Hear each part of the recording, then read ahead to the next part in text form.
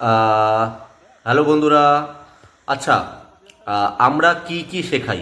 আমরা শেখাই AC, fridge, washing machine, micro oven ও কিচেন চিমনি। 90% কিন্তু প্র্যাকটিক্যাল ক্লাস করাই। সেই কারণেই আমাদের কোর্সটা 4-4.5 মাসের হয় এবং কোর্স শেষে আমরা সার্টিফিকেট দিই ও কলকাতার মধ্যে জব দিয়ে দিই।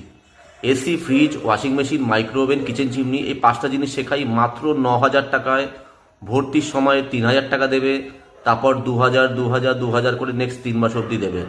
টোটাল 9,000 টাকায় আমরা এই 5টা জিনিস শেখাচ্ছি।